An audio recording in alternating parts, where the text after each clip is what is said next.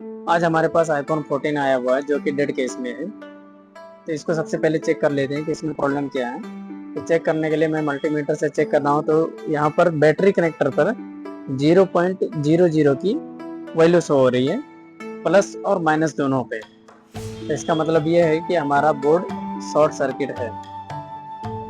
दूसरा, मैं इसको यूएसबी लगा के चेक कर रहा हूँ कि ये कितना मिली एम्पियर अप डाउन हो रहा है। तो यहाँ पर जब मैं चार्जिंग का कनेक्टर यूएसबी लगाने पर 0.1 0.2 मिली एम्पियर अप डाउन कर रहा है।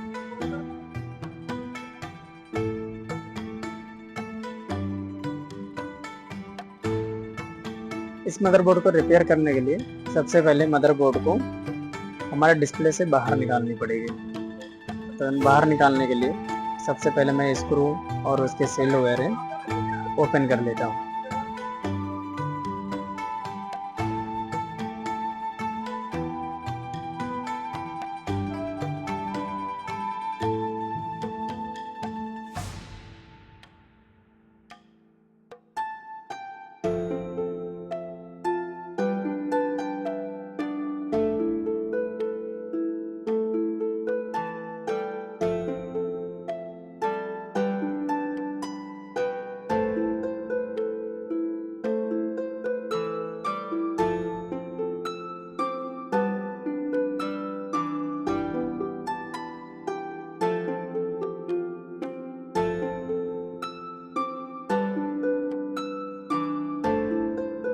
सारे स्क्रू ओपन करने के बाद मदरबोर्ड को बाहर निकाल लिया हूँ। मदरबोर्ड को बाहर निकालने के बाद इसको चेक करता हूँ मैं कि कहाँ पर हीटिंग हो रहा है या नहीं हो रहा है।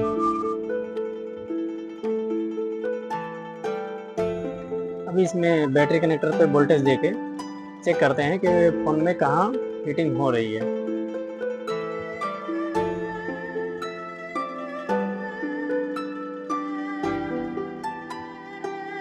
ये मदरबोर्ड ओवर हीटेड हो रहा है ऊपर की तरफ। तो अभी फिलहाल ऊपर की तरफ लग रहा है कि शॉर्टिंग है।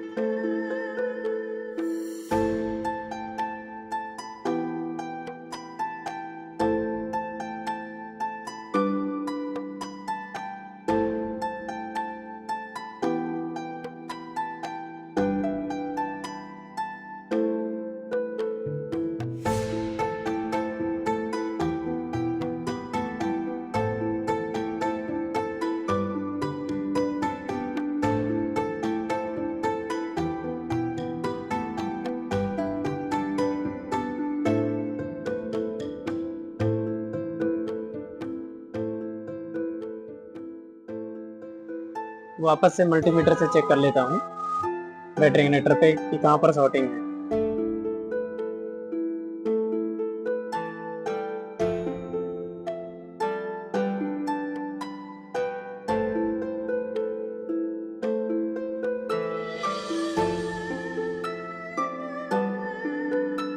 उसके बाद मैं पहले बिटमैप से चेक कर लेता हूँ कि इसके लाइन कहाँ कहाँ पर जा रही है।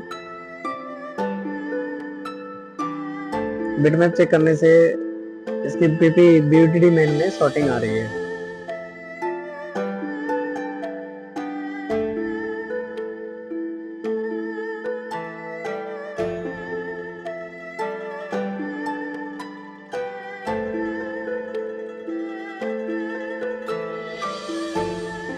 अभी मैं एक एक करके डायोड वैल्यू ले रहा हूँ पीपी बीटीडी मेन की, जो कि इस कैप पर मुझे शॉर्टिंग नजर आ रही है। 0.00 की वैल्यू आ रही है ये इस वाली कैप पर।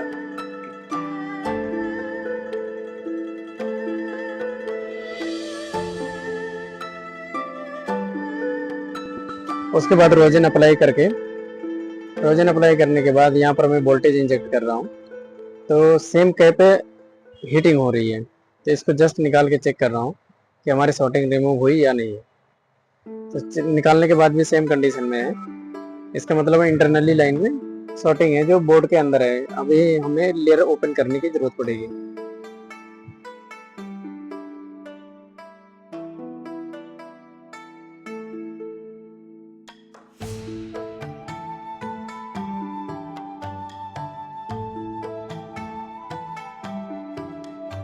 लेयर ओपन करने से पहले उसके अंदर जितनी भी स्टिकर या सील्ड वगैरह लगी रहती है ये सारी निकाल लेनी चाहिए।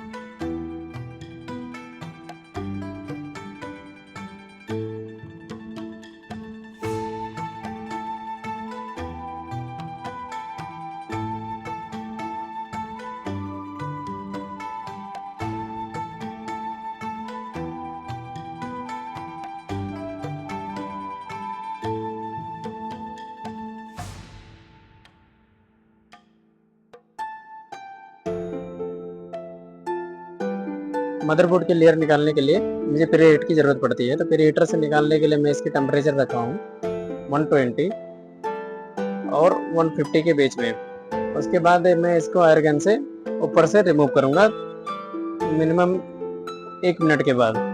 तो अभी स्टिकर वगैरह सारा निकालने के बाद इसका थोड़ा सा हीटिंग हो जाने से अभी ब्लोअर से मैं इसको रिमूव कर रहा हूँ। अगर हम ज़्यादा टाइम तक इसको ओवर हीटेड करते रहेंगे प्री हीटर से तो हमारे सीपीयू रीहोट होने की ज़्यादा से ज़्यादा चांसेस रहते हैं। पावर ओपन होने की ज़्यादा से ज़्यादा होती है।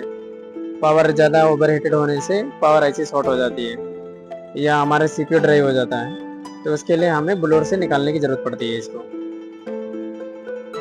उसके बाद इसके ऊपर जितना हीट सिंक लगा रहती है सारे हीट सिंक को क्लीन कर लेनी है अच्छी तरीके से।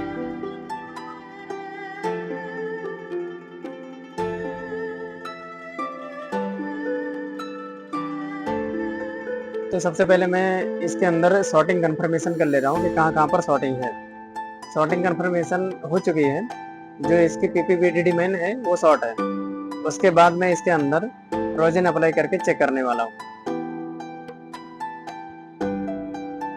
अभी मैं रोजिन अप्लाई कर रहा हूँ। रोजिन अप्लाई करने के लिए जो हमारी आयरन की टेम्परेचर होगी वो 450 होगी।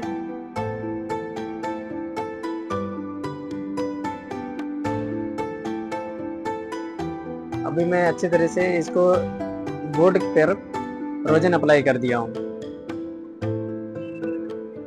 रोजन अप्लाई करने के बाद मैं इसके अंदर मैं वोल्टेज इंजेक्ट करके चेक करने वाले पर कहाँ पर शॉर्टिंग है। तो वोल्टेज उस जगह पर इंजेक्ट किया जाएगा जहाँ पर कैप शॉर्ट आ रही थी या जिस लाइन पर शॉर्टिंग आ रही थी वहाँ पर वोल्टेज इंजेक्ट करना है। तो वोल्टेज इंजेक्ट करने पर रोजन उस जगह की मेल्ट हो जाएगी। तो मेल्ट होने से कंफर्मेशन हो जाएगी कि कौन सा पार्ट शॉर्ट है। तो अभी ये कैप है मुझे शॉर्टिंग में दिखा है तो इस कैप को मैं रिमूव करके चेक करता हूँ कि हमारे शॉर्टिंग निकली है या नहीं निकली है। तो जस्ट इस कैप को रिमूव कर दे रहा हूँ।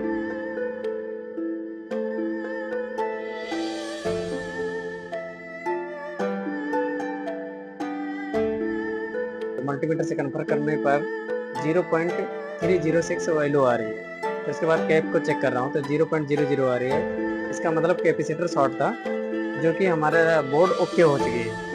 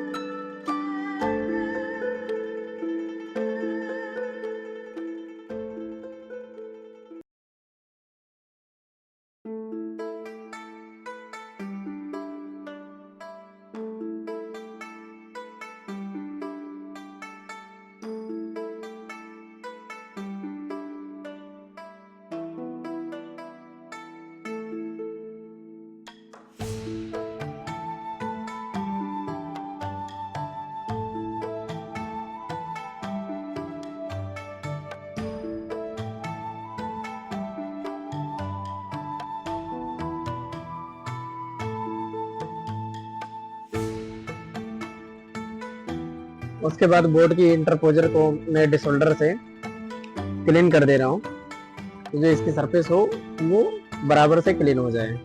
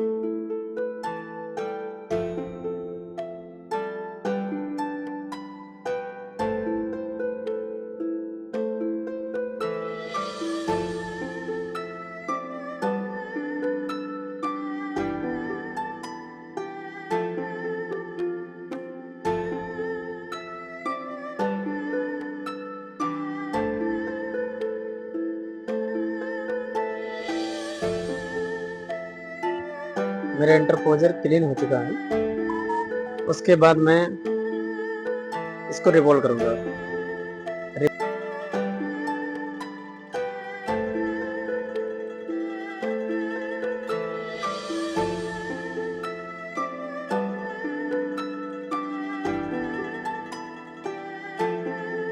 रिवॉल्व करने के लिए जो मैं पीपीडी यूज कर रहा हूँ 138 डिग्री की।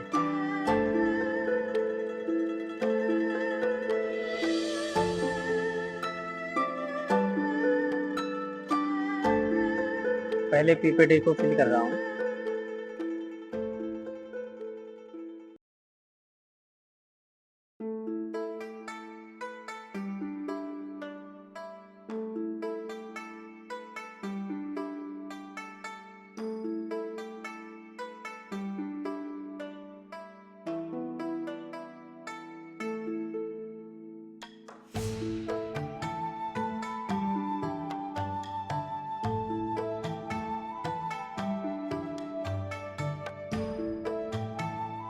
हमारी पीपीटी जो है वो फिल हो चुकी है। इसके बाद मैं सेपरेटर की टेम्परेचर को ऑन कर दे रहा हूँ।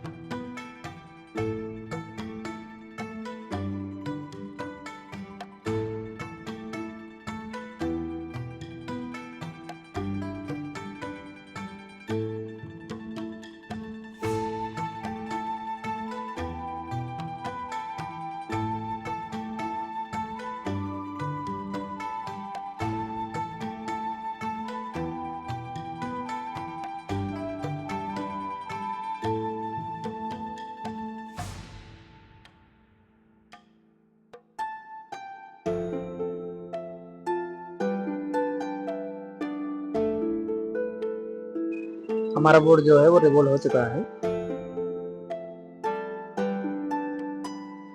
उसके बाद इसको अच्छे तरीके से चेक कर लेते हैं कि कहीं कुछ शॉर्ट वगैरह तो नहीं हो गया या डस्ट वगैरह तो नहीं आ गया रिवॉल्व करने पर। यहाँ पर छोटा सा डॉट आ चुका है कचड़े का, तो क्लीन कर ले रहे हैं। क्लीन करने के बाद मैं इसके अंदर पेस्ट डाल के बोर्ड को इंस्टॉल कर रहा हूँ।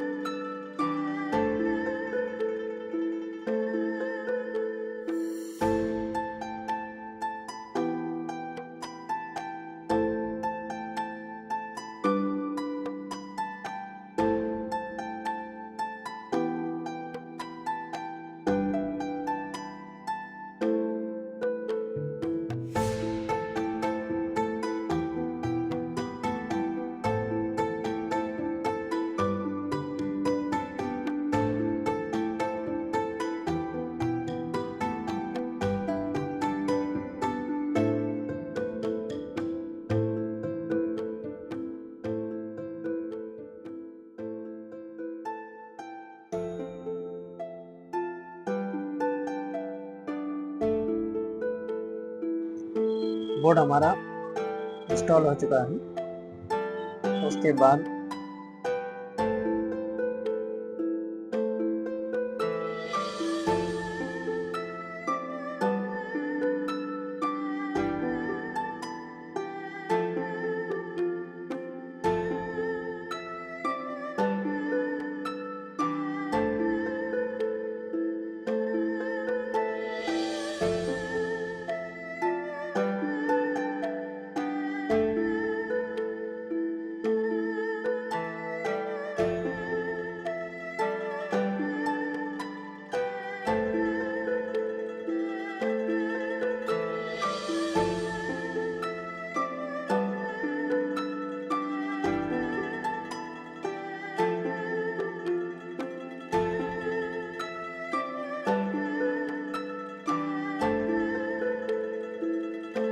मैं फ़ोन को ऑन करके चेक करने वाला हूँ।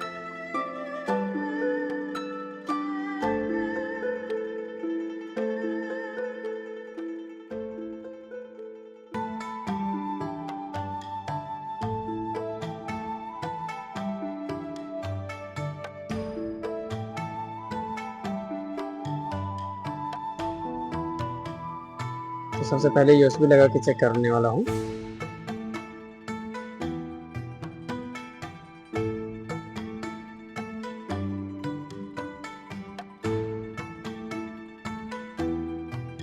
यूएसबी लगा दिया हूँ, तो ये प्रॉपर तरीके से इसके अंदर एम्पियर लेने लगा।